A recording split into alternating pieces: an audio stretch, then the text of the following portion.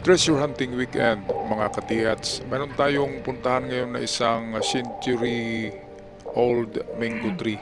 Ito'y kampo daw ng Hapon sa lugar na ito noon. Ito'y nasa gilid ng isang creek. Ang mangga na ito ay mayroong tatlong century old mango tree na nandyan pa. Ang pang-apat daw dyan ay nabuwal ng bagyo. Okay, so ang ating gawin ngayon ay tingnan natin kung mayroong detection ang isa sa mga puno.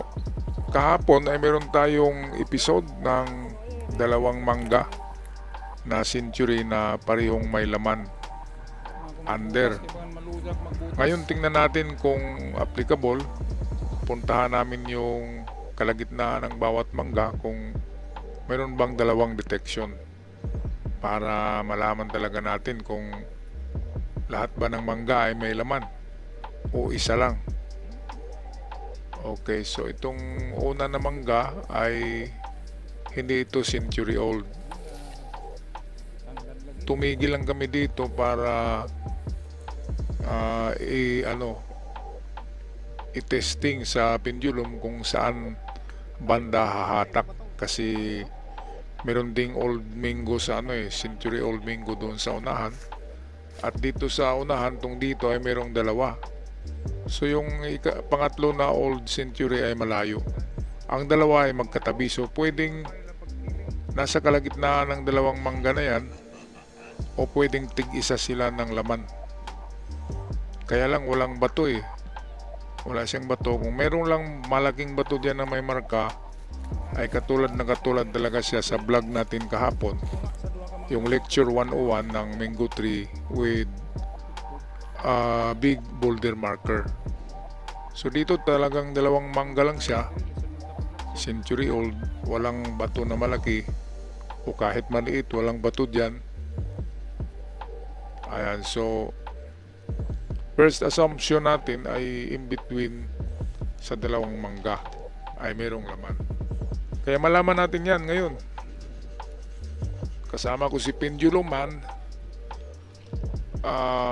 Yung pendulum niya muna ang hahanap ng aura kasi malakas humigop ng aura yan. Yung pendulum. Mamaya gamitan ko rin yan ng ating metal detector at ng dowsing. So ito makita natin ang ugat, talagang very century old tree na siya.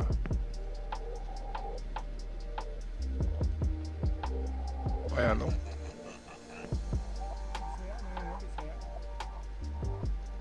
old mango tree talaga siya. Kita naman natin sa ugat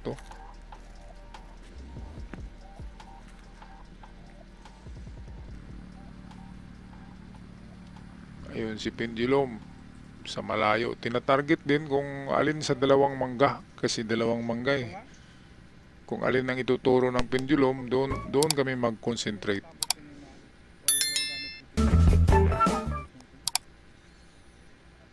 Okay, so ito yung tinuturo na puno, yung sa kaliwa. So yan na puno.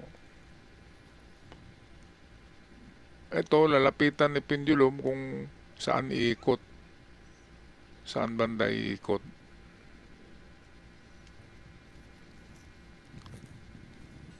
Okay, so ang tinuturo dito ay itong mangga na nasa harap ni pendulum.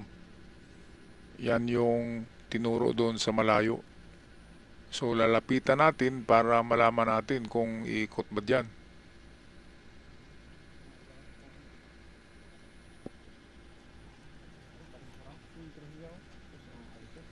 Ayun, so merong higop. Merong aura. Merong aura mga katiyats. Nasa likod ng mangga.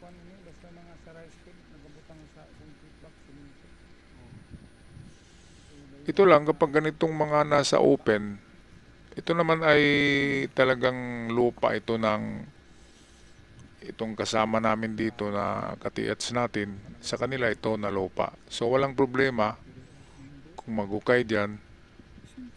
Ang problema lang ay open. Open siya, makikita siya ng mga dumadaan na sasakyan. Pero wala namang problema dyan.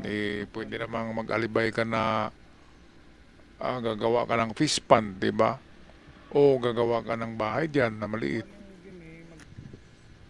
Yung fish pond ang pinaka ano dyan, magandang alibay para may ano ka, hindi magtaka yung mga tao bakit ka naghukay dyan. Kapag ganyan kasi, hindi na yan makukuha pa ng manumano eh.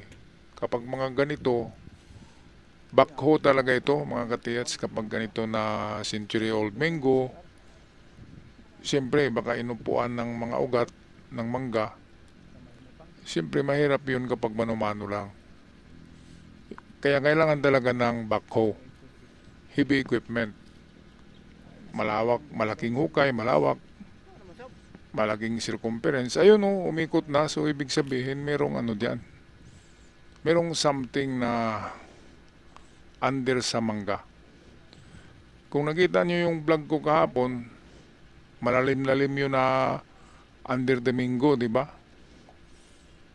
At ang shaft ay nasa kalagitnaan ng dalawang mangga. So, yun yung naisip ko dito, baka nasa kalagitnaan.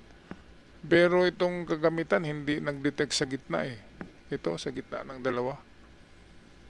Dito talaga siya tuturo tong tinuro ng pendulum.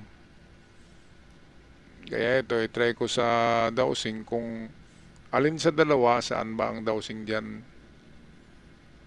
tuturo. Dito ba sa kanan o sa kaliwa? So ang itinuro ay kanan. So tama yung pendulum, kanan yung tinuro ng pendulum.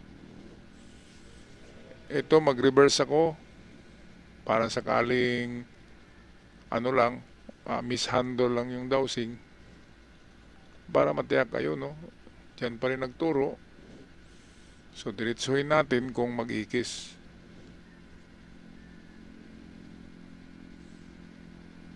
Ayun. Nag-ikis, nandyan talaga.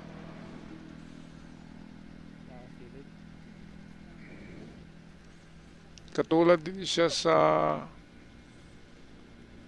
tinuro ng pendulum. Doon ikot ang pendulum. So siguraduhin lang natin itong mangga dito sa kaliwa kung meron bang detection. Baka tig-isa sila ng item eh. Baka kada mangga eh, baka may laman. Kaya siguraduhin natin. So ito hindi nag-ikis, walang nag-ikis. So ang turo ng dowsing ay sa kabila talaga. Dito sa tinayuan ng kameraman. Ayan no. Yung tubig lamang. Ito, balikan natin. Yung problema yung tubig. Ayun. Ikis siya. Kaya ito atin naman i-detect sa ating metal detector. Merong ID ang metal detector na to magsasabi siya kung precious metal o iron lamang ang detection. Kaya maganda at least may pagpipilian tayo kung ano yung na-detect, metal ba o precious metal. So kung precious metal, hindi lang ginto yan.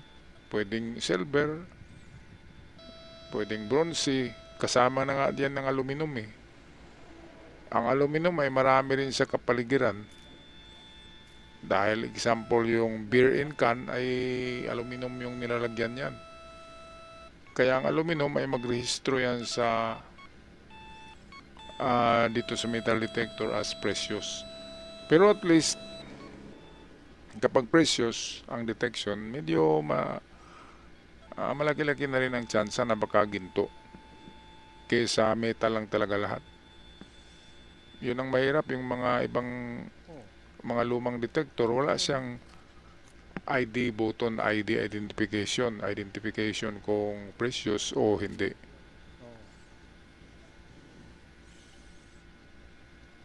Ang mga minerals at mga magnetic rocks ay magrehistro siya sa dito sa detector ko na ferrous or iron. Kaya kung yung mga bato lang na may laman ng mga iron, magdidetect yun. So, masabi niya na iron lamang yan. So, kung iron lamang, hindi ginto. Kaya pwedeng hindi hukayin. Yun ang maganda kasi hindi ka hukay ng hukay. At least, kapag may kagamitan ka, nakakatulong din yung kagamitan. Pero importante talaga is analysis and reading the prowess of reading tertiary symbols. Alright, kami ay magpapaalam ng mga katiyats. Maraming salamat sa panunood at pagsubaybay at sa mga bago pa lamang nag-subscribe. Maraming salamat din sa inyo. Hanggang sa muli, paalam at hanggang sa susunod na upload.